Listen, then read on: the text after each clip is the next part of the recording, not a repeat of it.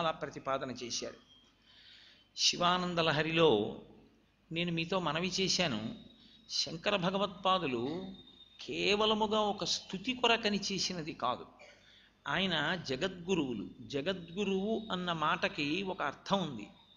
జగద్గురువు అంటే కేవలముగా ఆయనని అనుగమించి ఆయన ప్రక్కన ఉండి ఆయన చెప్తుండగా ముఖతః ఒక కాలమునందు ఒక దేశమునందు పరిమితమై విన్నవాడు మాత్రమే ఉద్ధరింపబడేటటువంటి రీతిలో వచ్చిన స్వరూపము కాదు. అది ఒక ప్రవాహం. ఆ జగద్గురు తత్వము ఒక ప్రవాహమై ఉంటుంది. అందుకే సదాశివ సమారంభాం శంకరాచార్య మధ్యమాం అస్మదాచార్య పర్యంతాం వందే గురు పరంపరాం. మన ప్రవర మన గోత్రం ఎలా వృద్ధి చెందాలని కోరుకుంటామో గురు వైభవం కూడా అలాగే ప్రవాహంగా వెడుతుంటుంది. కాబట్టి ఆ ప్రవాహంగా ఉండడంలో ఉన్నటువంటి లక్షణం, దానికి ఉన్న లక్షణం ఏమి అనగా, గురువు లేనినాడు అజ్ఞానాంధకారం, అసలు అదొక చీకటి, ఆ వ్యవస్థకు అర్థం లేదు. గురువుగారి అనుగ్రహం ఉంటే మాత్రమే శాస్త్రం అర్థమవుతుంది, జీవితంలో ఉపాసన ఎలా సిద్ధింప చేసుకోవాలో అర్థమవుతుంది. కాబట్టి గురువు లేని విద్య గుడ్డి విద్య. జగద్గురు అన్న శబ్దానికి అర్థం కేవలం ఎప్పుడూ ప్రక్కన కూర్చోపెట్టుకుని అభ్యున్నతిని కల్పించగలిగిన వారిని కాదు. జగత్ అంటే జాయతే గచ్చతే ఇది జగత్. వచ్చి వెళ్ళిపోయేదంతా జగత్తే. కాలమునందు వచ్చి కాలమునందు వెళ్ళిపోతుంది. కాలమునందు వచ్చి కాలమునందు వెళ్ళిపోయే దాంట్లో గురువుగారి శరీరం కూడా ఉంటుంది. గురువుగారి శరీరము కూడా శాశ్వతముగా ఉండదు, అది కూడా దేశకాలాదులకు పరిమితమే. కానీ ఏది శాశ్వతము అంటే గురువాణి శాశ్వతం, గురువాక్కు శాశ్వతము. అందుకే భగవాన్ రమణులు గురువాక్యం గురించి మాట్లాడుతూ ఒక్క గురువుగారి మాట మాత్రమే సింహగర్జన అంటారు. మిగిలినవి అరణ్యంలో ఎన్నో జంతువులు అరుస్తూ ఉంటాయి, పక్షులు కూతలు కూస్తూ ఉంటాయి. ఇవి ఏవి అరిచినా అన్నీ పారిపోవాలని ఉండదు.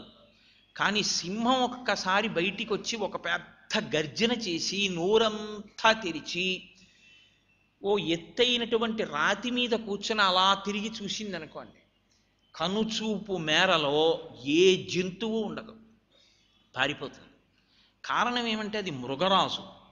అది ఒక్క గర్జన చేస్తే దాని గర్జన ఎంత దూరం వినపడిందో అంతవరకు ఏ జంతువు ఇంకా బయట తిరగడానికి సాహసం చేయదు. గురువుగారి నోటి వెంట వచ్చే మాట కూడా ఆత్మోద్ధారకమై ఉంటుంది. అది కేవలముగా వాయువుని వాక్కుగా మార్చేటటువంటి ప్రయత్నం కాదు. ఆ వాక్కు ఆత్మోద్ధారకము. జన్మ ప్రయోజనాన్ని సాధించుకోవడానికి అనువైనటువంటి రీతిలో గురువు మన కొరకు కిందకి దిగొచ్చి మాట్లాడతారు. అసలు మాట్లాడవలసిన అవసరము ఆయనకి లేదు, అలా క్రిందకి దిగి రావలసిన అవసరము ఆయనకి లేదు. కానీ ఎవరి కొరకు కిందకి దిగొస్తారు, ఎవరి కొరకు మాట్లాడతారు. అందుకే అది అనుగ్రహ భాషణము అంటాం. వారు అనుగ్రహించి మాట్లాడారు తప్ప అసలు వారి స్వరూపం మౌనం. ఆయన ఎప్పుడూ తనలో తాను రమిస్తూ ఉంటారు శివుడిగా. అటువంటి వారు మాట్లాడితే ఆ మాట ఒక కాలమునకు చెందినది కాదు, ఒక దేశమునకు చెందినది కాదు.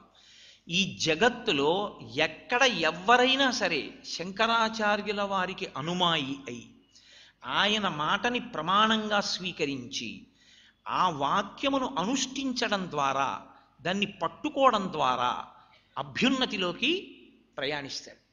కాబట్టి శంకర భగవత్పాదుల యొక్క శరీరం ఇప్పుడు ఉండాలా అక్కర్లేదు. కానీ శంకరాచార్యుల వారు శరీరంతో ఉండగా చేసిన మహత్తరమైన ప్రయోగం ఒకటి ఉంది అంటారు పెద్దలు.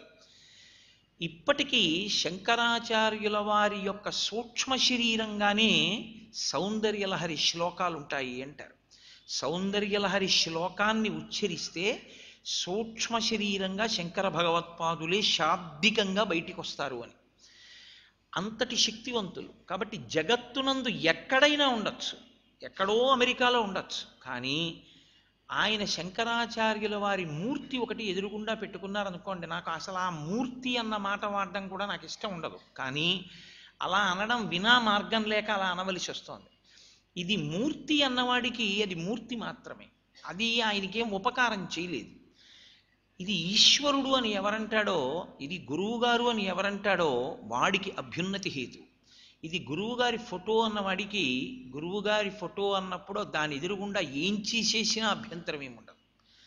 కానీ గురువుగారు ఉన్నారని నమ్మిన వాడికి, గురువుగారు ఎక్కడ ఉన్నా నన్ను చూస్తుంటారు అనుకున్న వాడికి, నేను ఎక్కడ ఉన్నా గురువుగారి మాటని ఔదలదాల్చడమే నా జీవితానికి ప్రయోజనం అనుకున్న వాడికి గురువుగారి వలన ఉపయోగం. కాబట్టి ఆయన ఏదో ఒక దేశమునకు ఒక కాలమునకు కట్టుబడిన వారు కారు. ఆయన మాటలు సర్వకాలముల యందు సర్వులకు ఉపయుక్తములే, జగత్తుకంతటికి ఆయన గురువులుగా నిలబడిన వారు. అందుకే సంప్రదాయంలో ఒక మాట చెప్తారు, ఎవరికైనా శాస్త్రీయంగా సాంప్రదాయికంగా గురువు లభించకపోతే అలాంటి పరిస్థితి నుంచి వాళ్ళు ఎలా పైకి రావచ్చు అంటే, ఒక్క శంకర భగవత్పాదులకి మాత్రమే అటువంటి స్థితిని శాస్త్రం అంగీకరించింది. ఆయనని తీసుకొచ్చి అక్కడ కూర్చోపెట్టుకుంటే, అంటే నా ఉద్దేశ్యం అలా అనకపోతే అర్థం కాదు కాబట్టి అనడం, ఆయన మూర్తిని ఒకదాన్ని అక్కడ ఉంచుకుని శంకరులు నా గురువు అని స్వీకరిస్తే వాళ్ళకి సాంప్రదాయికమైనటువంటి శిష్యరికము కుదిరినట్లే. ఎందరో పెద్దలు శంకర భగవత్పాదుల్నే గురువుగా స్వీకరించి తరించిన వాళ్ళు ఉన్నారు. శంకరులే మా గురువు అని నమ్ముకుని వృద్ధిలోకి వచ్చిన వాళ్ళు ఉన్నారు. కాబట్టి వారు జగద్గురువులు. వారు ఏ శ్లోకం చేసినా ఏదో శివస్తుతి చేస్తూ పరమేశ్వరుడు యొక్క వైభవాన్ని ప్రస్తుతి చేయడమే పనిగా పెట్టుకుని చేసిన వారు కాదు. అలా చేయడం దోషమని నా ఉద్దేశ్యం కాదు. అలా చేసిన శ్లోకాలు కూడా శివానందలహరిలో ఉన్నాయి. నిన్న నేను మీతో మనవి చేశాను. అది లీలానందలహరి అంటారు, అంటే శివుని యొక్క వైభవాన్ని ఆవిష్కరించడం. ఆత్మానందలహరి అని కొన్ని శ్లోకాలు ఆ భాగంలోకి పెడతాయి. ఇందులో అత్యద్భుతమైనటువంటి ఉపాసనా రహస్యాన్ని శంకర భగవత్పాదులు శ్లోక రూపంలో చెప్తారు. దాన్ని పట్టుకోగలిగిన వాడు ఎవరుంటాడో వాడు ధన్యుడు.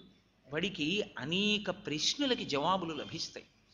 ఆ శ్లోకాలు అమృత భాండములే. సాధికారికమైనటువంటి స్థితిని పొందిన జగద్గురువులు కాబట్టి, కైలాస శంకరుడు కాలటి శంకరుడు కాబట్టి ఆయన మాట యందు కించిత్ కూడా అక్కరలేని పొల్లు అక్షరం కూడా ఉండదు. వారొక చోట శివానందలహరిలో శ్లోకం చేస్తూ ఒక అద్భుతమైన శ్లోకాన్ని ఇచ్చారు. అంటే ఏ ప్రతి శ్లోకమో అద్భుతమే.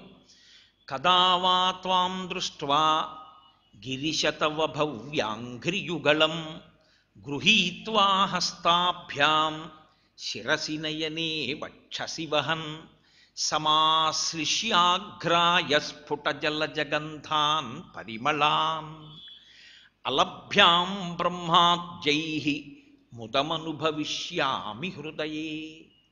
శంకరులకి శంకరులే చెల్లు. ఆయనలా ఒక్క మాట తీసి అందులో ఇంకొక మాట మీరు పెట్టలేరు. అది ఎవరికి సాధ్యం కాదు కూడా. ఆయన అంటారు ఆ శ్లోకంలో, కదా వా త్వాం దృష్ట్వా గిరిశతవ భవ్యాంఘ్రియుగళం.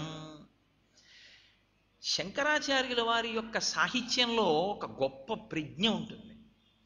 అన్నీ ఆశ్చర్యమే ఆయనవి. ఆయన ఏ శ్లోకంలోనైనా శ్లోకాంతర్గతంగా ఎవరి గురించి ప్రతిపాదన చేస్తున్నారో వారిని ఒక పేరు పెట్టి పిలుస్తారు. పిలిచినప్పుడు కాకతాళీయంగా ఏవో సహస్రనామాలు ఉన్నాయి కాబట్టి అందులోంచి యతి ప్రాస కుదిరింది కాబట్టి ఓ నామాన్ని పట్టుకొచ్చి అక్కడ పెట్టి ఈ నామంతో పిలిచేశాను అంటే దోషం ఏమి ఉండదు. భర్గానండి, శివానండి, శివో మహేశ్వర శంభో పినాకీ శశిశేఖర వామదేవో విరూపాక్ష కపర్ది నీలలోహిత శంకర శూలపాణిశ్చ కట్వాంగి విష్ణువల్లభ శిపి విష్ణు అంబికానాథ శ్రీకంఠో భక్తవత్సల భవశర్వస్త్రిలోకేశ స్థితికంఠ శివాప్రియ ఏది పెట్టి పిలిచిన ఆయన్ని.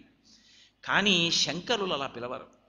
శంకరాచార్యుల వారు ఎలా సంబోధించారు అన్నది మీరు చూస్తే శ్లోకంలో ఆయన ఏం చెప్దామనుకుంటున్నారు, ఆయన ఎలా ఉద్ధరించాలనుకుంటున్నారు అన్నది మీకు అవగతమవుతుంది. శంకరుల యొక్క చాలా గొప్ప విషయం ఏమిటో తెలుసా అండి? ఆయన ఎప్పుడు జగద్గురు స్థానంలో కూర్చోవలసినటువంటి మహాపురుషుడు, కూర్చున్నవారు. అయినా మీరిలా చెయ్యండి అని ఆయన అన్నారు. ఎప్పుడో ఎక్కడో తప్పనిసరి పరిస్థితులలో ఒక్కసారి అంటారు, ఇలా చెయ్యవలసింది నువ్వు అలా చెయ్యలేకపోయావు. బాలస్తావ క్రీడాసక్త, తరుణస్తావ తరుణీసక్త, వృద్ధస్తావ చింతాసక్త, పరసే బ్రహ్మణి కోపినసక్త అని ఎప్పుడో ఒక్కసారి అంటారు.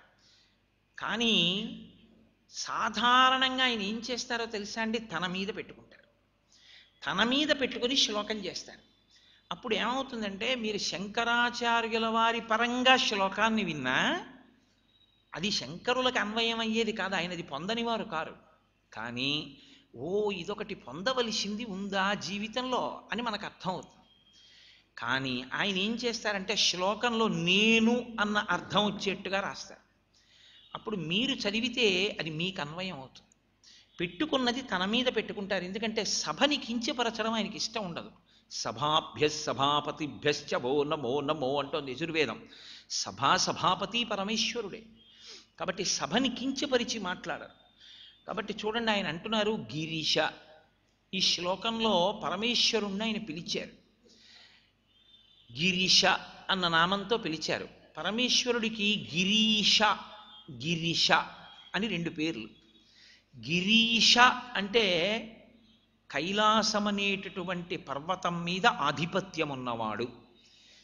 అంటే ఆయనకి మిగిలిన ప్రదేశాల మీద ఆధిపత్యం లేదా అండి అని అనుకోకూడదు. శంకర భగవత్పాదుల ఉద్దేశ్యం కానీ, ఋషి యొక్క ఉద్దేశ్యం కానీ కైలాస పర్వతానికి ఆధిపత్యం వహించినవాడు అన్న మాటకు అర్థం, కైలాసము అంటే కేళి జరిగే ప్రదేశము. కేళి అంటే ఆయన ఒక్కడి నర్తన కాదు, ఆయన పక్కన అమ్మవారు కూడా కదులుతుంది, ఇద్దరు కలిసి చేస్తారు. కానీ ఆయనది తాండవము, ఆవిడది లాస్యం. ఆయన శరీర కదలికలు, ఆమె భావ ప్రకటనము. మీరు లోకం వంక ఒక్కసారి చూడండి, మీ అందరూ ఎంతో శ్రద్ధతో వింటున్నారు. మీరు వినేటప్పుడు మీ అందరి కళ్ళు నా వంకే చూస్తుంటాయి. నేను ఏదైనా హాస్యస్ఫోరకమైన విషయాన్ని ప్రతిపాదిస్తే మీ అందరూ నవ్వుతారు. మీ ముఖములలో ఉన్నటువంటి భావములన్నీ అమ్మవారు. ఒక ఆయన కోపంగా ఉంటాడు, ఒక ఆయన నవ్వుతూ ఉంటాడు, ఒక ఆయన కారుణ్యంతో ఉంటాడు, ఒక ఆయన హాస్యంతో ఉంటాడు, ఇంకొక ఆయన మంచి ఉద్ధతితో ఉంటాడు. ఇలా రకరకాలైన రసావిష్కరణలతో కొందరు ఉంటారు. దానికి అనుగుణంగా శరీరంలో కదలికలు వస్తుంటాయి. కోపంగా ఉన్నవాడు ఊగిపోతుంటాడు, సంతోషంగా ఉన్నవాడు నవ్వుతూ ఉంటాడు. ఈ కదలికలు భావాలు ఒకదాన్ని ఒకటి ఆశ్రయించి ఉంటాయి. మీరు చూడండి, కోపంగా ఉన్నవాడు ఎలా ఉంటాడో సంతోషంగా ఉన్నవాడు అలా ఉంటాడని మీరు ప్రతిపాదన చేయలేరు. పరమ ప్రశాంతంగా ఉన్నవాడు ఎలా ఉన్నాడో బీభత్సాన్ని చేసేవాడు అలా ఉంటాడని మీరు ప్రతిపాదన చేయలేరు. కాబట్టి భావ ప్రకటనము లాస్యమైతే శరీరము యొక్క కదలికలు పరమేశ్వరుడు. ఇప్పుడు నాకు ఒక మాట చెప్పండి, కైలాసం ఎక్కడ లేదు? శివమున్నది అంటే గుర్తు ఏమిటంటే కదలిక ఉండి రసావిష్కరణము, లాస్యావిష్కరణము అంటే భావ ప్రకటనము కదలిక 2 ఎక్కడున్నాయో అక్కడక్కడల్లా కైలాసమే ఉంది, కేళి జరుగుతుంది. ఆ కైలాసానికి ఆయన అధిపతి. అంటే కదలికలకు, భావ ప్రకటనమునకు, శరీరము యొక్క కదలికలకు, మనసు యొక్క రసావిష్కరణమునకు ఆయనే అధిదేవత. ఆయన ఇందులోంచి నిర్గమించాడు అనుకోండి, కదలికలు ఆగిపోతాయి, రసావిష్కరణము ఆగిపోతాయి. యావత్ పవనో నివసతి దేహే తావత్ పృచ్చతి కుశలంగేహే గతవతి వాయౌ దేహాపాయే భార్యా బిభ్యతి తస్మిన్ కాయే. కాబట్టి ఆయన గిరీశుడు, కైలాసమునకు అధిపతి. అంటే ఈ లోకములో ఉన్న సమస్త కదలికలకు, సమస్త రసావిష్కరణములకు ఆయనే అధిపతి. కాబట్టి ఆయన కైలాసమునందున్నాడు అంటే ప్రాదేశికముగా ఆయన ఒక చోట ఉండిపోయినవాడు అని మీరు అర్థం చేసుకున్నారనుకోండి, అసలు మూలతత్వానికి ఇబ్బంది వస్తుంది. అప్పుడు పరమేశ్వరుణ్ణి నేను పిలిస్తే నేను కూడా నేనున్న విడిది నుంచి సమావేశానికి వచ్చినట్టు, ఇక్కడి నుంచి బయలుదేరి మళ్ళీ నా విడిదికి వెళ్ళిపోయినట్టు, పరమేశ్వరుడు కూడా కైలాసం నుంచి కదిలి ఇక్కడికి వచ్చి మళ్ళీ ఇక్కడి నుంచి అక్కడికి వెళ్ళిపోయేవాడై ఉండాలి. అప్పుడు ఆయనకు చిరునామా, ఆయన అక్కడే ఉండేవాడైపోతాడు. కాదు, అలా శాస్త్రం చెప్పదు, అలా ఋషులు చెప్పరు. ఆయన అలా ఒక చోట పరిమితమయ్యేవాడు కాడు. ఆయన అంతటా అన్ని వేళలా నిండి నిబిడీకృతమై ఉంటాడు. అందుకే అసలు శివతత్వం ఏమిటో అర్థమై మాట్లాడిన వాడు మహానుభావుడు పోతన గారండి. ఆయన అన్నారు శివుడు అంటే ఏమిటో తెలుసా నీకు? కైలాసం అంటే